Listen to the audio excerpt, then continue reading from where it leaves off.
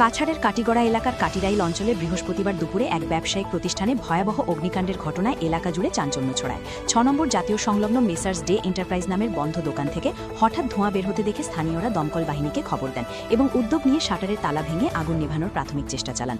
পরে দমকলের একটি ইঞ্জিন পৌঁছে আগুন সম্পূর্ণ নিয়ন্ত্রণে আনে।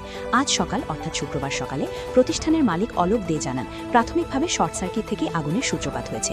এতে তার দোকানে থাকা কয়েক লক্ষ টাকার সামগ্রী জ্বলে পুড়ে ছাই হয়েছে।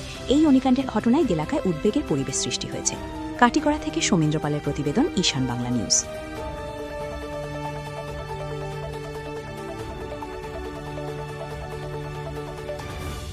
আমার নাম অলোক দে।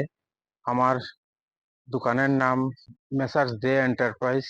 আমার এজেন্সি গ্রোসারি আইটেমের এজেন্সি।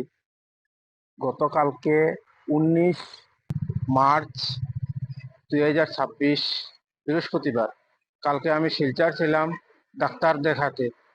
আর বিকাল 3টা সময় আমার দোকানে শর্ট সার্কিট হয়ে আগুন লেগে যায়। আগুন লেগে আমার প্রায় অনেক লক্ষ টাকার সামগ্রী জ্বলে পুড়ে ছাই হয়ে যায়।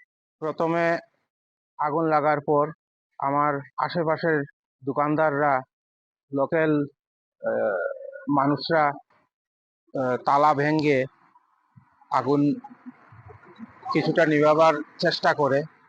এরপরে দমকল বাহিনী এসে আগুন নিভায় এবং দমকল বাহিনী বলেছে যে এটা শর্ট সার্কিট থেকে হয়েছে।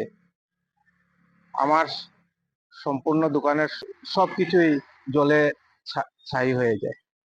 প্রশাসনের দৃষ্টি আকর্ষণ করে বলছি যে আমার ক্ষতিপূরণ কিছু সাহায্য করার জন্য।